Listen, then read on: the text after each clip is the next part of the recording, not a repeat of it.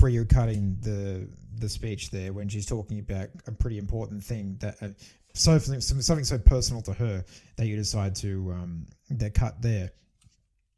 That was really stupid. Another thing that was really fucking stupid was the fan favorite moments and the movie. I think it was the fan favorite movie or something. They announced that there was going to be these new categories, and it was going to be fan favorites and fan moments or something like that, and it was all voted on Twitter. Now you do something on Twitter. Now I'm not part of. I said a fart. I'm not a part of film Twitter, and I'm not really on there all the time. I'm on film Facebook, I guess. I don't really have Twitter, so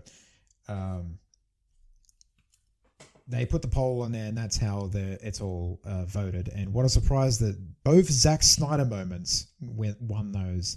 Very random, especially there was the moments category, the moments section, where you get something. I think it was something from like years and years and years ago, and then you get something from like Endgame, like 2 fucking Disney movies, Endgame and Spider-Man: No Way Home, and then number one being the moment where Barry enters the Speed Force in Justice League Snyder Cut. And I was just thinking, what the fuck is going on? Like, what the fuck am I watching right now? And then we get to another bit where it's the fan favorite movies, and then and then Army of the Dead wins.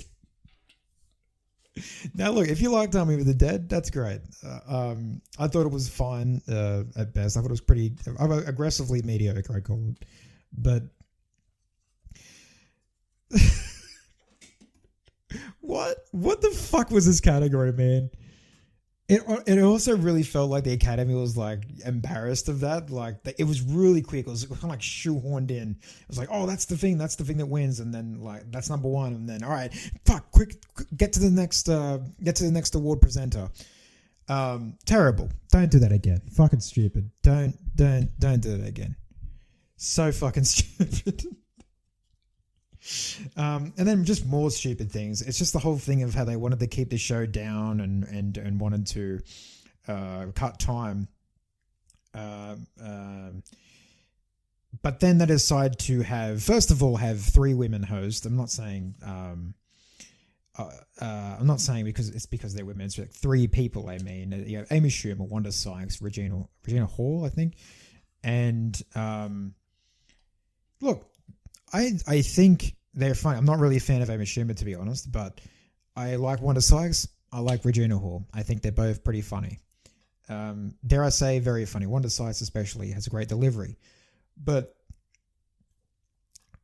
when you force them to do these kind of jokes, it really doesn't feel that organic, and it really destroys the energy. And look, there's been a few Oscars where that's been the thing, where the host just doesn't click and doesn't get it. They're just terrible, like with that kind of forced joke writing. They're much better with the whole improvisation or just going right off the cuff. And you have these bits that were spread throughout the ceremony that again took it over 40 minutes or 45 minutes around there. And that's what I don't understand. That's what I don't understand. I don't understand it. I still think have a host, because the hostless Oscars were still weird to me. They did feel a bit more streamlined according to some people, but I still feel it was weird. You got to have an MC, man. You got to have an MC. Just get a good one. Get a really good one, and get one that is really funny and is actually funny. Like get Paul Rudd. Just get Paul Rudd to host the Oscars one year, please. It just doesn't work with all these bits and all these forced things, like the whole the bit where they came out on stage dressed up in their like their favorite movies of that year. Apparently, Wanda Sykes was Ken Richard. You had Regina Hall as Tammy Faye, and you had Amy Schumer as Spider-Man. She came down as Spider-Man. It was spraying wares and everything, and then that's it. That's the bit. There's no like punchline or anything. That was it. They just came on stage. They did that for like a minute or so and kind of dragged it on, kept talking like, oh, this is crazy. I'm Tammy Faye with a doll. Yeah, no, stupid. Cut that. That was a Always Sunny podcast reference if no one picked that up. So, yeah, it just didn't really work. It didn't feel organic. It felt really weird. It went over time. So great job with that one. Good stuff. You really fixed the problems, didn't you? And I think another thing I finally want to speak on is in terms of the bad stuff, because there's good stuff here. Don't worry, there's good stuff here. Yeah, we'll get to the bad stuff. Finish off the bad stuff. What really didn't work for me was the bit where Regina Hall called on stage. I think it's Bradley Cooper, Timothy Chalamet, Tyler Perry, and there was another one. Who was it? Was it Jason Momoa? I think it was Jason Momoa, again. And said there was something about a COVID test or something, and then had to check him for COVID, and it was clearly a reference to sex and, filling him up and everything. And, said something about, I'm going to feel your...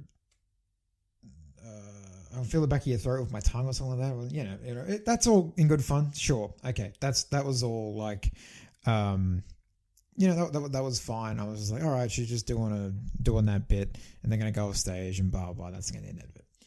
But then she brings on, we had Jason Momoa and Josh Brolin. Were they already on there for sound already? Or was that, I'm not too sure, but they were on stage. Oh no, they came on to do sound, and then she came back on, and then she did the whole COVID joke thing again, but then proceeded to actually fill them up and grope them, and I don't know if they were a part of that. I mean, if they were in on that, like, okay, fine, but I don't know, man. It still made me quite uncomfortable watching it. So there's a really problem with like double standards this whole ceremony, and it really fucking rubbed me the wrong way and made me uncomfortable. And normally I don't really like. Normally I'm not really that, I guess, affected by it, I guess, or but when you're doing that, especially on live TV, especially during the Oscars, and you're saying this thing about making jokes about, if the shoe was on your other foot, for example, and then you're, doing this to two men, and you're filling them up and you're groping them up. And look, I could be wrong. It was probably scripted. They probably gave consent. It still made me uncomfortable, man, as a viewer. It just made me uncomfortable. And it just was just like, are they just going to allow this to happen on stage? And evidently, yes. They'll allow touching, physical touching, groping, and violence. So, again, I bring up about the priorities of the Academy, where they lie, what they're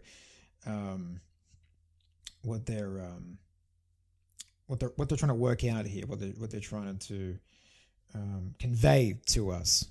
Because this is what's going to get them. Well, they're trying to get more ratings, I guess, by doing all this. I don't know. I know they're trying to get more of a ratings push, but really, year by year, they fucking miserably fail. And it's just don't do that. I just cut out all the silly bits. You don't need all the silly shit in between all these awards. Because let's get to the good stuff of the Oscars now, and what I actually really liked about the ceremony, what I normally like about the ceremony is the minus Will's speech, like all the really nice speeches that were given. I really liked Ariana DeBosa's speech. I really liked Jessica Chastain's speech. I really liked Questlove's speech. I really liked Troy Kotsur's speech. It was a fucking beautiful speech from Troy Kotsur. And those are the moments, that that I watch the Oscars for. It's not for like the host fucking around. I'm just there to see really great movies get awarded and given, not even getting awarded, just given the recognition they deserve, and highlight some other movies that maybe some people haven't seen that year and maybe didn't need to check out. Because I still think there is some merit to the Oscars. But I'll dig into that later on after I talk about the winners and everything. But I'll stand by it. There is some merit still to these Oscars. But it's only when you focus on those things that's when it really is allowed to shine through.